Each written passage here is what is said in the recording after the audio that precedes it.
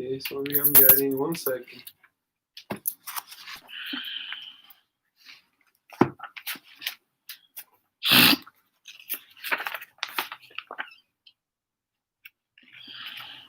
Alright, we're gonna go live now. Om Vasudeva Sutam Devam Kamsa Chanuramardanam Devaki Paramanandam Krishnang Bande Jagadigurum.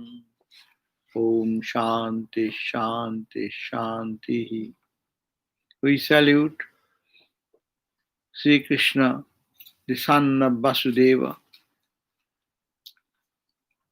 who is the killer and destroyer of Kamsa and Chanura, and the delight of the mother, and the who came down for the good of humanity. I salute him again and again. So we are on the Narada Bhakti Sutra, Narada's way of divine love, and there we have read the first verse, where we read the first verse was Athato Bhakting Bhakshashramo. I will describe, I will explain about the devotion of love. Second verse was there, which is Satu, defining what is that bhakti we are talking about. This is not ordinary love, but we are talking of some extraordinary love, divine love. So that love is what? Satu, that love is Asmin, in this Parama Prema Rupa, of the nature of extreme devotion, extreme love. So bhakti has been described as supreme love, and supreme love towards what? Supreme love may be for worldly things, but it is not that supreme love for the divine, supreme love for God. What you understand about God, it is yours.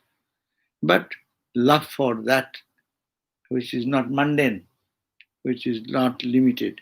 So that was the definition. That means when one pointed flow of devotion moves towards God and God only, and it does not get digressed into the sensate universe or the things which this pleasurable world can give me or my senses can perceive it. It is not that, but it is that love is undisturbed, undisturbed love and unadulterated love, pure love. And that is the question. It is called the Amrita. Now we are reading what is the nature of that love. Every love we know, love is love, love is joy. But this love where you are talking is the same love or it has something else. So that love is of the nature of Amrita. Amrita means nectar. It is its original nature. It is every devotion or every ordinary love which we understand, joy, is temporary. And it follows there is some suffering or there is some depression after that. After the enjoyment of any sensate experience, there comes a time of frustration, depression. Oh, I am not getting it anymore. Oh, I got a good food yesterday. No, today not. I saw a beautiful scene. No, today, see, this is so bad. So, in comparing that joy, people feel that there is a comparison of it, and also it is same feeling goes away. It comes and just in a split second it runs away. But this is not like that. It is of the nature of Amrita. It is like nectar. There is no death in that love. That love is immortal. That's why that Satchidananda, immortal. Why immortal? Because it does not die. Undying, when you get once, it continues. That means that is the supreme love. Yes, in the love there is also separation, in which bhakti school we hear about. You love and then you come back. But you're coming back to your body consciousness. That's why you feel the bereavement, separation. Not bereavement, like a separation anxiety, as we call. But it is not like that. When you really reach that love, it is of the nature of immortality. So that is the third verse on page number what? On page number 21. 21 at the bottom. So that is our study. I, in my very little tiny experience, I find that attachment towards God, I don't find pain in, or if the pain is there, like, something is keeping me from being involved with divine activities, at least, longing. But if it is a mundane, situation, then there is frustration, then there is, I don't know, some kind of a disturbance. Mm.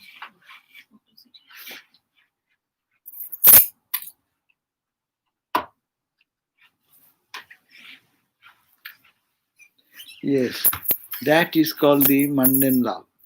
But there is in spiritual love, there is no such frustration. That's the point. Here, that is the point of discussion. So, in anything in material and mundane, there is ups and downs in it. Excitement and opposite of excitement is frustration is there. And today you get it and you lost in between. It is like Ramakrishna talked about that. When he talking about Swami Vivekananda, he said that suppose uh, you are a bee and you are given a cup of juice. Where shall you eat? Oh, I'll eat on the edge, sit there and put my mouth and eat. Well, why not you go and eat in the center? Then he said, oh, I shall be dead. Actually, you think of a cup full of nectar-like thing, and then some fly or some bees, they want to suck that honey, it will just entangle and stick. Ramakrishna said, no, no, no, it is not that. Mundane love. There nobody dies. They become immortal. That's why you see all the mystic devotees of each tradition, spiritual tradition. So look at that, they have become immortal. So people we think do of them. charity, and then we do love people who are doing that. Charity has for- nothing connection here. No, I'm saying we love for people and then we relief and all these things. That is mundane, not spiritual. That's a different thing. Everything is spiritual if you think you are doing for God. Everything is mundane when you forget God. You are a brahmachari, you are a monk, and you forget God and do anything, it is all mundane. Or you are a brahmachari or not a brahmachari, you think of God and do that, you are in love of God. Whether you are a householder, whether you have husband, wife, children, or whether we have anything, so nothing matters little. If you do it for God and your mind is absorbed, then you are who is a sadhu? Who carries God in his heart. Sadhu is, that means this is the devotional sense. Any work is all mundane. Even a monk does. I am a monk of 20 years. Yet 20 years, 30 years, 40 years, 50 years, nothing. If you don't remember God and you do things, then you are most ordinary. But when you think of God and do it, that means what you connect with God and what you don't connect with God. If it is with God, so everything is like God is like the what is called philosopher's stone. You touch it, it makes everything gold. What is mundane becomes extraordinary. That same love Billa Mangal had for the prostitute. He used to so much engrossed into that. Even father died and cremation is finished. He cannot wait. And he immediately ran, even in that time, crossing the no boat, raining. He swam over the river and crossed and reached her. And seeing that prostitute became a guru. She said that you feel so much love for this flesh and bone. And you love God, then you have received God by this time. This intensity you have. So it was so mean before, just love for another worldly body. No? And that love made him the sage Vilnamangal and gave up everything and then moved into the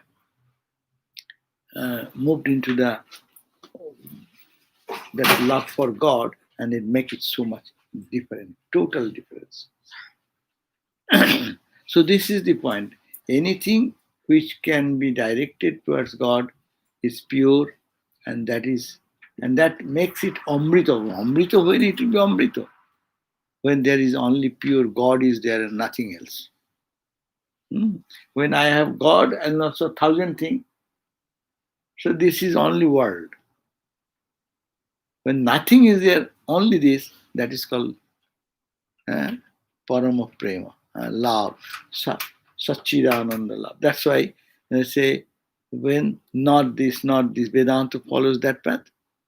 It negates anything, not this, till you reach that which is inexplicable. So that's the Brahman. No? Neti neti iti ho vasa. Not this. Whatever joy you get, whatever achievement you get, whatever accomplishment you get, it is not that, because it is not eternal. But when you fall in love with God, then that is amrita, nectar like. So third verse, Narada describes in his sutra that as amrita swarupa cha. Cha means and means what? That bhakti which we talked about. Second verse, we say that it is satu osmin parama prema rupa. To love that God or that reality whose essential intrinsic nature is amrita, nectar. And here he says that is of the nature of bhakti, that bhakti is amrita sarupa, immortal. Cha also, that is like, not like worldly love, it does not undergo change. It also means that it is undying in nature. So this is the explanation. So here Swami Prabhuvanandaji it says, what is the true nature of this immortal bliss, which has been said in the verse number 2. This is the verse number 3.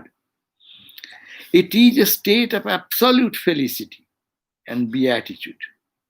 Absolute felicity and beatitude. Then he said, my master, means Swami Brahmananda, once told me, what he told? That people talk of enjoying life. But what do those who are steeped in worldliness and passion know of the joy of life? This whole world says, they talk about enjoying life. Let us enjoy. What enjoyment can you think of?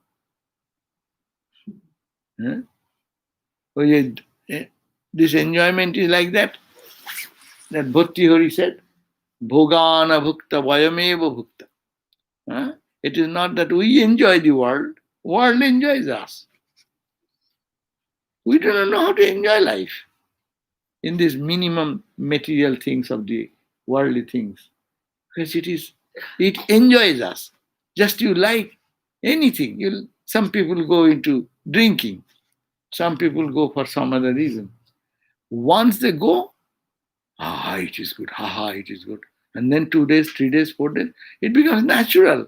It becomes monotonous. And then what do you do? It becomes then no more pleasing, but you cannot do without it.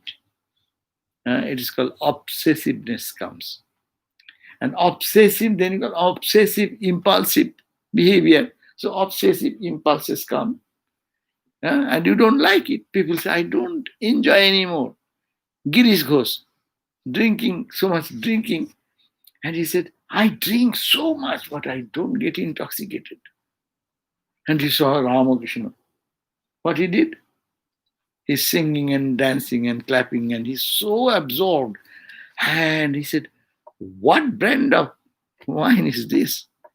Yes. And Ramakrishna started singing, I don't drink ordinary drinks. I drink the nectar of mother. Shurapan Kurinayami Sudha Khai Joy Kali Bole. I drink what? Sudha, the nectar of what? Makali. I say Makali, Makali, Makali. And that's the drink I take. And it made me such intoxicated. মদ মাতালে মাতাল করে মন মাতালে মাতাল নাকি মন মাতালে মাতাল করে মদ মাতালে মাতাল বলে. He is called in drunk, ordinary in the world, who has drunk much of the wine. But when mind gets drunk and absorbed in God, like a bee sucks the honey, sits on the flower, and forgets the whole world and absorbed. That is the sound. All buzzing goes away. Buzzing noise goes away. So she says, I don't drink ordinary drinks. I take the name of the Divine Mother, Ma Kali. And that makes my mind absorbed in that. That is Kalamrit. So what people know? Swami Brahmananda Maharaj said, what people know about joy of life, I'll enjoy. Why? Let us go for fun today. Hey, what fun you will get it? Fun for few minutes, few seconds, and fun, depression, loss. Next time hankering for something, it goes away, and then you crave for more, but we have no means to reach that. So this is not possible. It is a madman's world to search for joy in the mundane world, in the world of this material world of what we look at. So Maharaj said, people talk of enjoying life, but what do those people who are steeped in worldliness and passion know of the joy of life? They alone who devote themselves to God and find sweetness in Him begin to taste the true joy of life. That true joy of life, you meditate, you pray. Sometimes you do only japa. You can thousands and thousands and thousands. Then you'll find what sweetness you feel. Even as you were having drinking some nectar. Your tongue will give that taste. That is the beauty. And then absorption comes when mind also cooperates. Then endless. There is endless joy. That's why it is called. You cannot fathom it. You cannot fathom the infinite ocean. You are taken in a boat, and you are on the shore, and you want to fathom how big is the ocean. Take a boat into the middle of the ocean. Or middle, no. Go 2 miles, 3 miles, 4 miles, and see what is this ocean like. What will you understand about ocean? And you dive deep into that. So there is a word in Sanskrit, Madhava, God's another name. Madhava means Madhu, the sweet one, which is one of the names of the Lord. Then he refers that it is a realized soul, like Brahmananda Maharaj said, that has been quoted by Taittiriya Upanishad. What Taittiriya Upanishad says, the self-existence in the essence of felicity. Who can live? Who can breathe? If the blissful self dwell not within the lotus of the heart. Kahiyeva nyat, kahiyeva pranyat, jadi yeshu akasho anandanasyat. So who would have lived for a breath, for a moment, if there is no bliss? Who could have Anna? Annat means prana, breathe in, who can eat, who can do any function if there is no ananda in this. So it is the self-existent, it is existing. That self is existing all the time. It is on page 22. Who could live, who could breathe, if that blissful self dwell not within the lotus of the heart? He it is that gives joy. Tasya bhasa sarvamidam vibhati. That ananda is there. That's why you get ananda. He is the source of ananda. And giving up that, people try to, sometimes you get ants, what they do. You bring some sweets, maybe in a paper cup, and juice sometimes percolates and sweet comes outside.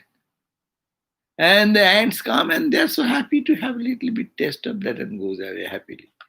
We are like ants. And the Thakur gave the example that the ant that they find that 1 grain of sugar, and then think, I'll come tomorrow, take this mound of sugar. 1 grain, you are all absorbed and who done. If 1 grain of that knowledge, Thakur said that Shukadev, such a Gyani, par excellent Gyani, they have only tasted little, somebody sipped little bit water of this Satchidananda. And who has gone there, who will tell about that reality, that Ananda, that immortality? So that much is expressed. And other Upanishads also said, that Ananda, it's Ananda Balli, that chapter of Ananda that says, what is that Ananda like? The joy of God, the bliss of God is what type of Ananda? It's limitless Ananda. What is that? He said, it is like Juva Syat, Sadhu Juva. Whose Ananda is better? The old man, teeth is falling, ear is becoming dull, cannot hear much, cannot chew much, the senses are becoming, hand is shaking. They will enjoy. A young man, ashishta, dradishta, balishta, strong in build, strong build, nerves are strong, enthusiasm is strong. Who enjoys more? He can enjoy more. Now think this sadhu sat, sadhu juba sat, sadhu juba. He's a young man. Young man's ananda, young man's enjoy much more than the old or the sick or the dying. No. So that is the best in the whole life. If you analyze, who enjoys? Childhood, you don't enjoy. You cry only.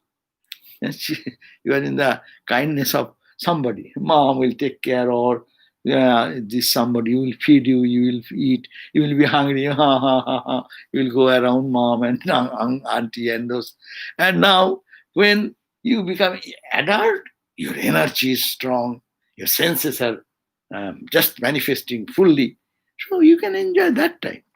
In the whole life of 100 years of life, if you think about it. Now that man, if he's a sadhu, his ananda is more because he has self-control. She does not allow the juvak, the youth, recklessly spending the energy. So conserve the energy. So his bliss is much better. So 100 times of that thing that he has, that young man, self-controlled person, has become the king of the country. What is the joy of that person? Like that, multiply 100 times, multiply 100 times, and give a calculation. That is the joy of Brahmagyan. So that is the Atman. That is the goal.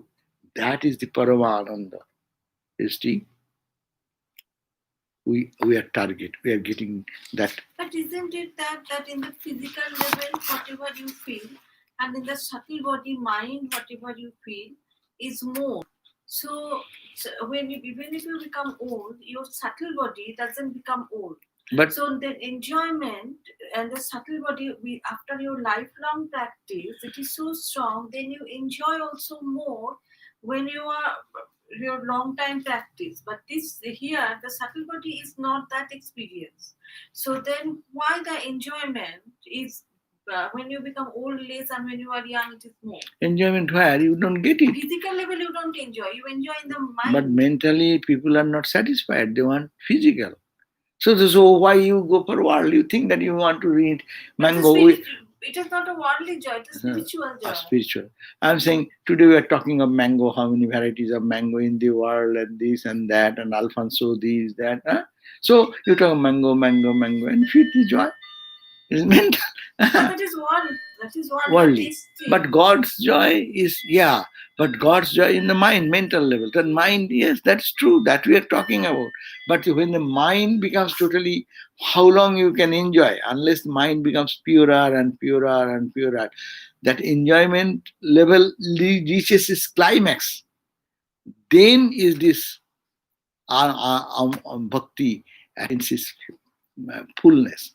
But this is a student. When you are journey on the journey, you are not enjoying. You are just spiritual journey is good. That is satisfying. But that you cannot stop anywhere. If you stop anywhere, then you are unfulfilled. Mentally, you are thinking of God. Yes, that is the sadhana. But sadhana is not the accomplishment. Sadhana has difference. When you think, you feel joy. When mind goes in distracted, why do you get frustrated after coming for sitting for meditation for a longer time? And when you come out and disturbed, why? Because mind was not cooperating today. But if our mind really gets absorbed into God and God, it's a deeper and deeper joy, deeper joy, deeper joy, till the mind dies. The highest joy is when mind almost dead. So what is the question? So my question was that with we are not talking with man. No, mind. I'm sure that's what I'm talking about. That the young age has nothing to do in enjoyment of spiritual joy. That is what. So we are not talking about spiritual joy enjoyment. We are talking about the mundane. They are given an example. What is the supreme joy like? It is a joy we can understand. A young man who has self-control, who is a king of the country, who has so much and multiplying 100 times. That is the grade of joy. Highest joy is like $1 million. We are talking about $1 trillion. What is $1 trillion? To make us understand, they are giving some example. That you live in worldly joy. You understand worldly joy. Then if worldly joy is multiplied, it is no, it is more than that, more than that, more than that, more than that. The magnitude of the Satchidananda, that they are giving a glimpse of that. It has nothing to do with your enjoyment.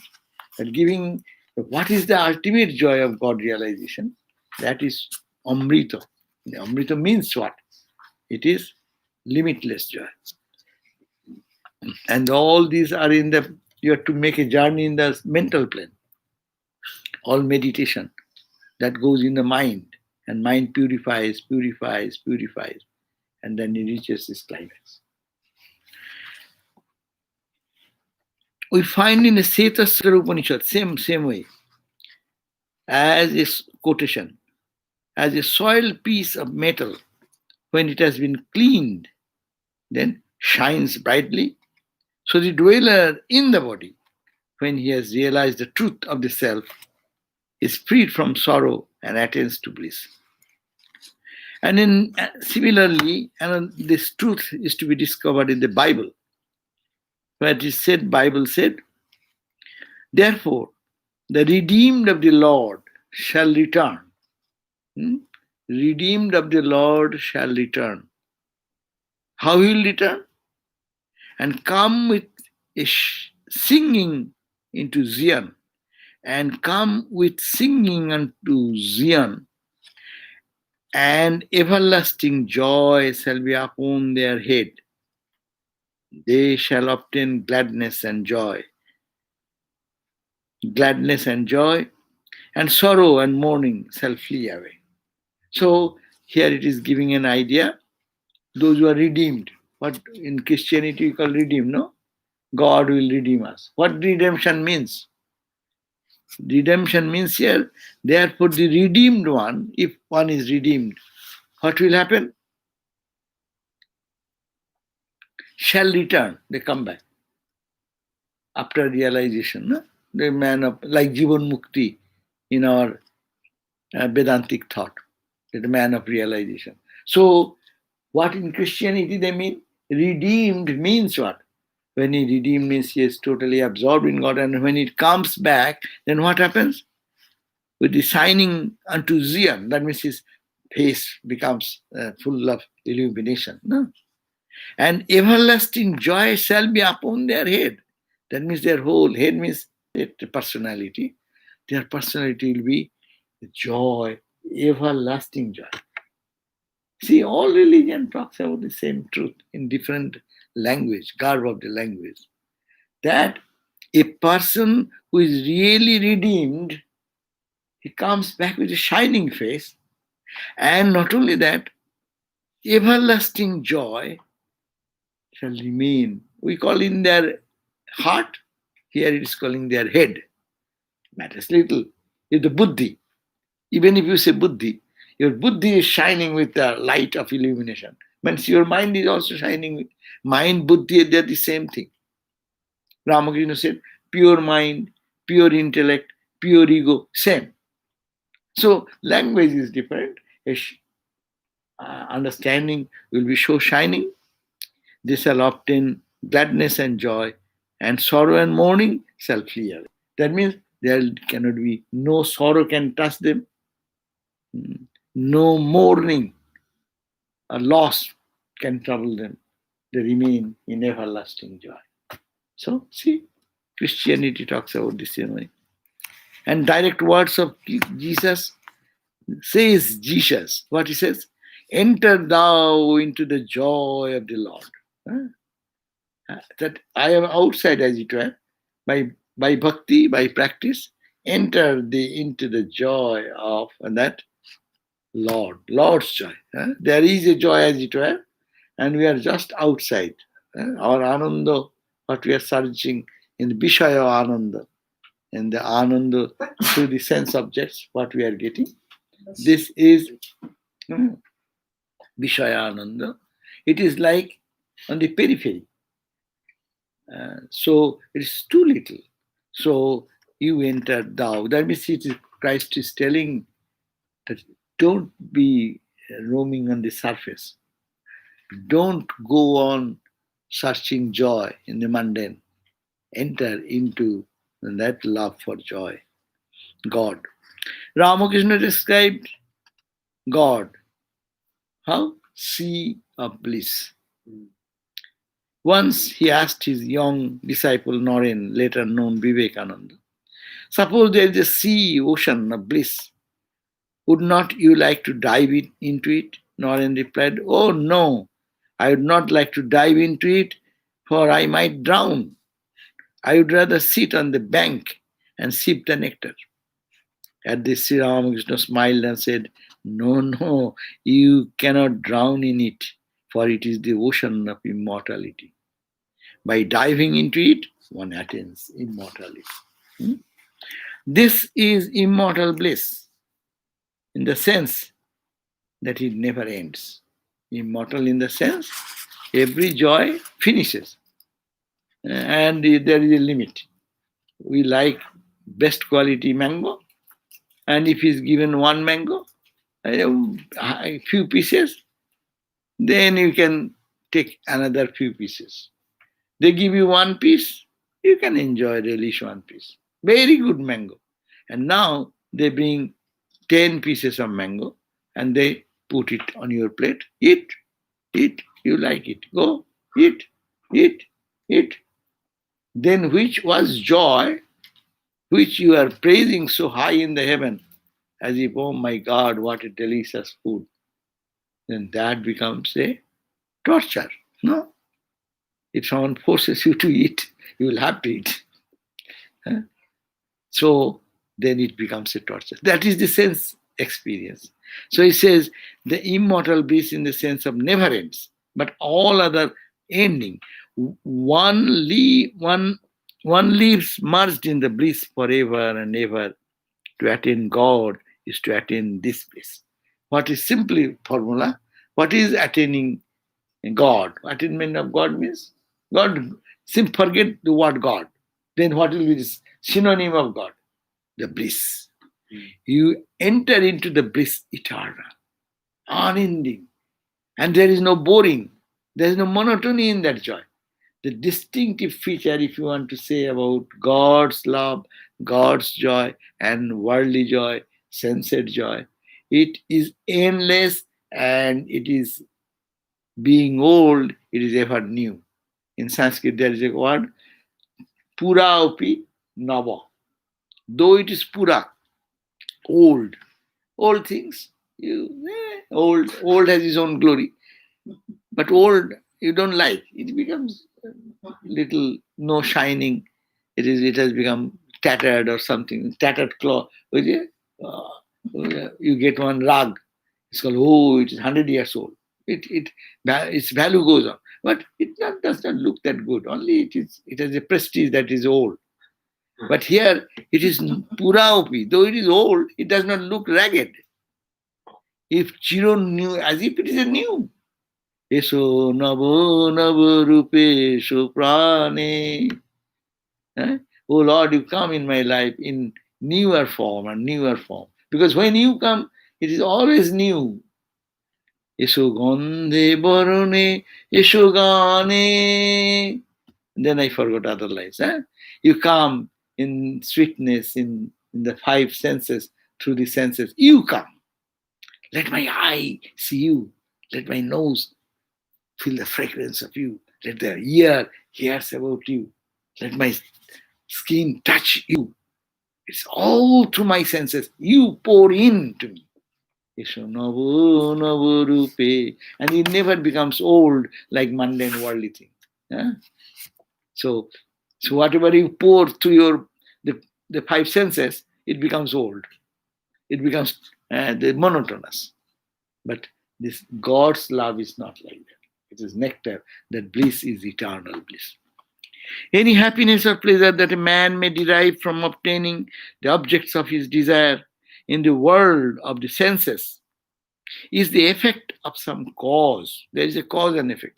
You get it because you worked hard, you focused your attention, and someone was gracious to give you. All these factors are there. Effect. There is an effect of this cause of attaining that joy or getting that joy. Such is the ephemeral and the finite. And as such, it is not permanent, it is ephemeral. And it is also finite, limited. It ends quickly. But it is true that a man has to undergo spiritual discipline. You may say, oh, spiritual struggle is also pain. Is it not? Spiritual struggle is a pain. My mind says one thing and I'll have to go for another thing. My mind thinks that I am doing. Mind will no, I don't do. It is God. So it is a struggle. There is also pain. Then in that response, it is true that a man or a woman or any spiritual aspirant, better to say, has to undergo spiritual disciplines and make efforts to find God. But though it is, but these disciplines and efforts are undertaken in order to feel the divine grace. You are doing this to feel it is there, but I don't feel. So how to feel that? That's the effort you are doing. That means as much effort you do, that much you feel the presence of God. Feel the joy. Feel the unending bliss. Non-reactionary love, joy. Non-reactionary pleasure. Kathopanishad. Sreyascha preyascha manushya meto dau samparikto vivinakti dhira. You have read that? Kathopanishad? No? Yeah. You are taking it in the Wednesday morning. It's on such a long That I'm saying. Maybe if you see In the life, translation. in the life of everyone, two things appear. The same thing, Shreya and Priya, which is immediate pleasure and which is really good. Those samparik bibinakti, separating those, the husk and the seed, no? Vibhinakti means separating out. Dhira, those who are intelligent people, they take what is eternally good. Which was Not the what good is- and which was Shreyas is the good and prayers Prayer is which is mundane. Monday. Okay. There is joy, but mundane joy. So, if given choice, how many people will? Suppose Nachiketa was put to that trial. Guru said, I will give you kingdom. I will give you heaven.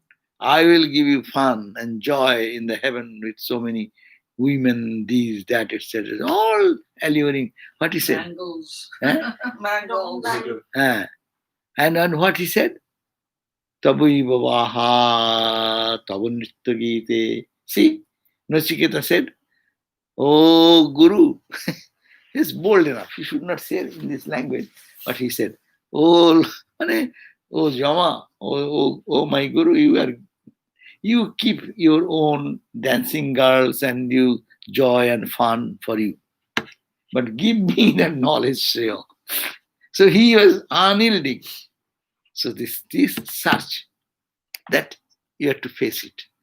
For ordinary people, they will get the other thing. Huh? But very few will be saying, no, I don't know anything, but I want that.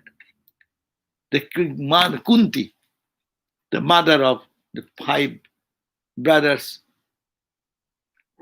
Pandavas, what? Arjuna, Yudhishthira, those were righteous people, their mother. When the war was over, and Narayana, the Krishna, he was very pleased. He said, okay, Kunti, you have suffered all through your life. Because you being the queen, you underwent so much suffering, living for 14 years incognito, then being in the what you call lack house, they wanted to burn you too. So all this tricky place you have to suffer, continuous anxieties, worries. So now you ask me any boon, I will give you. The Lord Krishna said. But then Kunti replied, Oh Krishna, you want to put me into more suffering? Do that. But give me only one boon, that you will be with me all through. I want your company even in the hell. How many people will say? How many will say, I want you, God, and not your glory, your magnetic attraction outside, your pool. How many have the courage to say? Duryodhana himself, when he went to Krishna, and he said, yes, Krishna also asked him to participate in his army, and Arjuna also requested to join in him in his army, no? And then Krishna said, yes, I can go, but I will not touch any weapon. I will not be, I may be with you, but I will not fight. Don't think that I will use my all spiritual energy and power, the disc, the special disc which destroy the whole world by my wish. I will not apply anything. I'll be with you only. Who want? But if you don't want, if I can give you, you came to me as a grace, I will give you. I will give so much of my soldiers, fighting army, powerful. It is difficult to kill them, destroy them. They are Narayani Sena. They are not ordinary soldiers. They are empowered by me. So it is no one can kill them. So I will give 10, how many big number, so many soldiers, 10, 100,000 or something like that, a big war. Or 10,000, I don't know. Das Okko Nisona. Anyhow. So whatever, I will give them. But if you take me, I will be alone, not fight for you. I will be there with you. And if you on the contrary, because you came to me, you can take, I will give you so many big and powerful soldiers. Those who are empowered with spiritual energy, difficult to defeat them, I will give you. So Arjuna said, give me those. So he preferred not Krishna. And Arjuna preferred Krishna.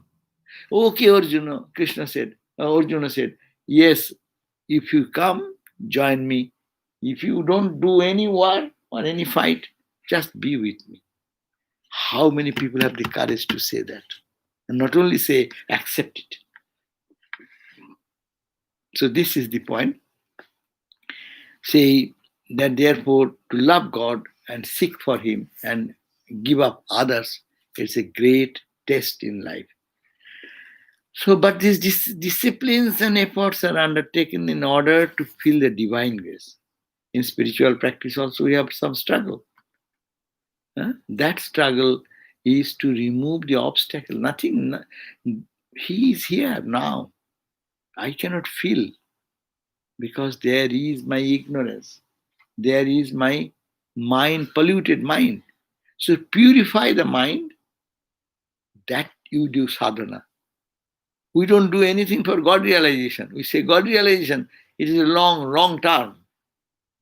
God is all the time realized. I'm realizing, I'm looking at you, I'm seeing God. Here, this is God, this is God. Everything is Satchidananda. But why don't I see? I see but don't see. There is a veil of ignorance. To remove that, you are struggling to remove that veil only. God realization, you are doing nothing. Yeah. How you expose yourself to that truth. That's the bhakti practices help. And when grace is so, but these disciplines and efforts are undertaken in order to feel the divine grace. And when that grace is felt, then a man knows that his own effort would have been impossible without the grace of Lord. Now, you see, we are maybe 100, 1,000, 2,000 sadhus or bhaktas. All are not progressing the same way. Some more, some less. Do you think that by your power you do? You have no power. It is His grace. When He gives us the intelligence, then we can struggle.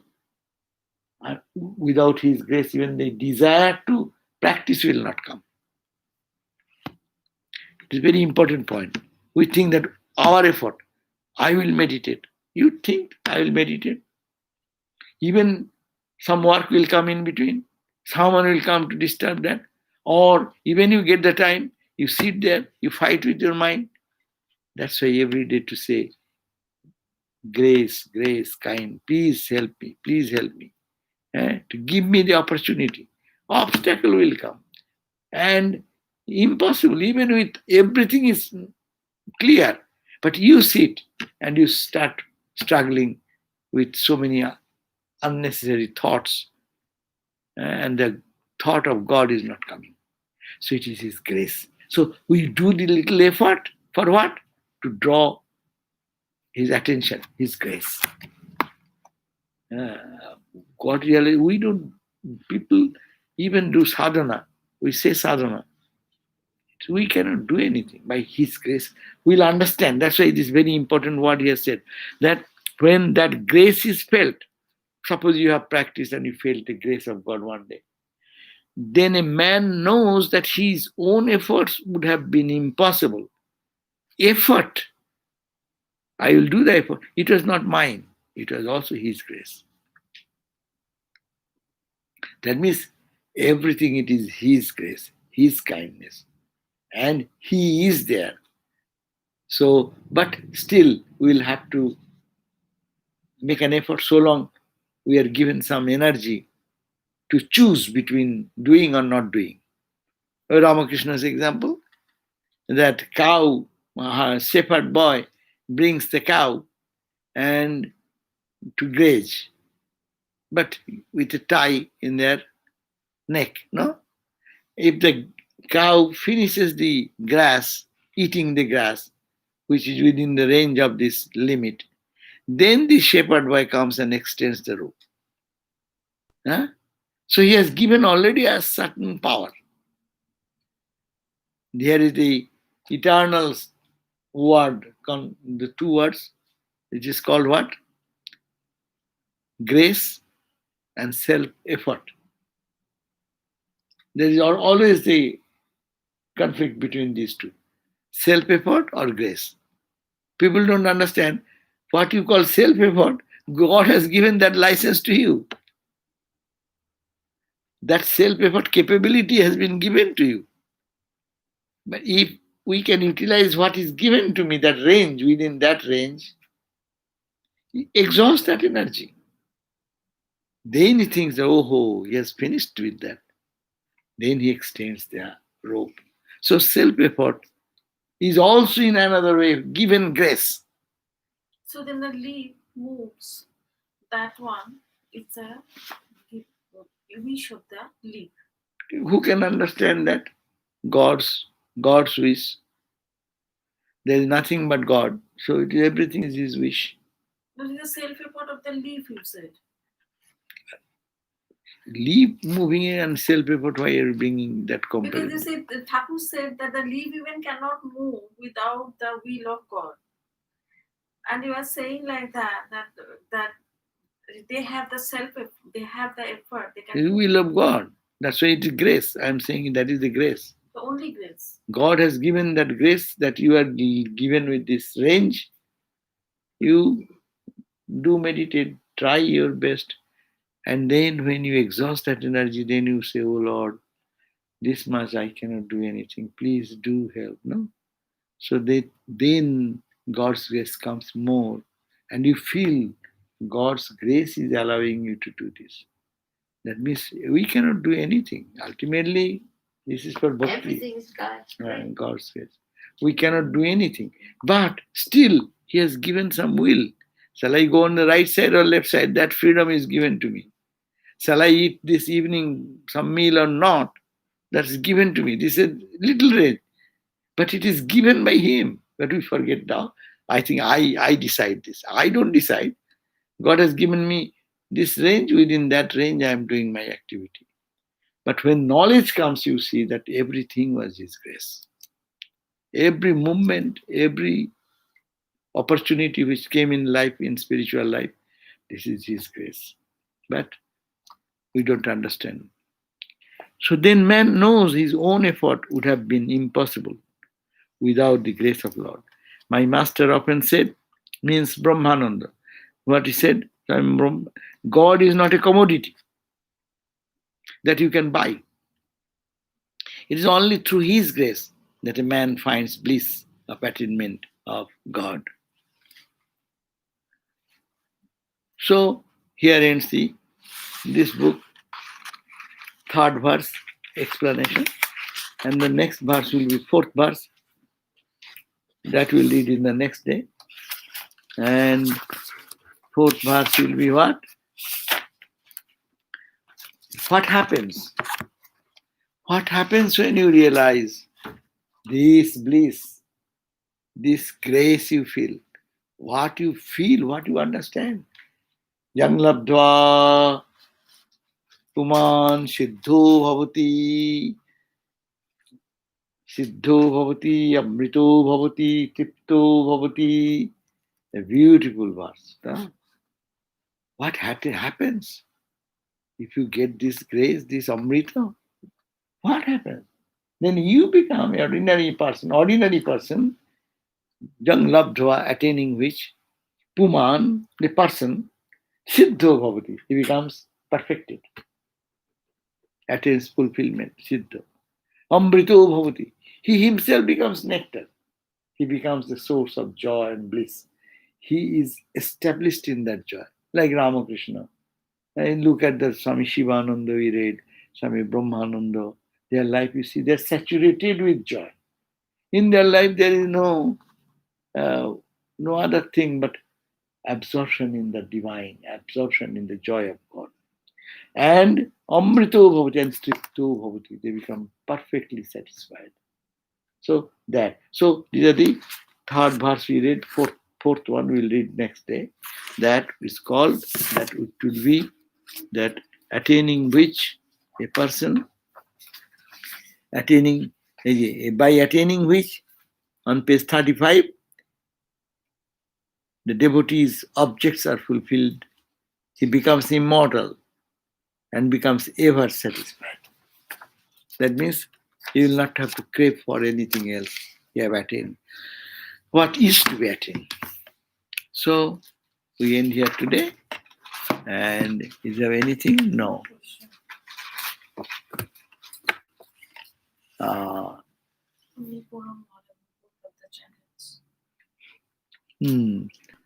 yes. So that is in a language of devotion and language of knowledge. You are to find that it is talking about the same joy. An unending joy, which is nectar-like, absolute joy.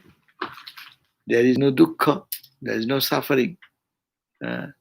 See, even say mother's devotees, they say, Sadananda Shuke Bhase Shamajodi Pire Chai. If that grace comes in life, if Mother Sama just glances like this, that person will be overwhelmed with floating in the ocean of joy, bliss. So it is in the name of Mother Kali, it is in the name of Rama devotees will say. If they, in the name of Rama, the goosebump comes over their body. Just saying Rama. So in language is different, but joy, endless joy, limitless joy, that just overpowers the person. Okay? So thank you all then. Thank you, It's Swamiji. 5:30. We'll see you again at 7:30. But before that, let us close with a chant. And chant will be Om Shanti Shanti Shanti Harihi Om Tat Sat Shri Ram Krishnarpanam Astu. Jaiva. Thank you all. We'll see you again at 7:30 today. Thank you so much, Maharaj. Jai Ma Jai. Maharaj, can I get that email back again, please? Let's check. Yeah.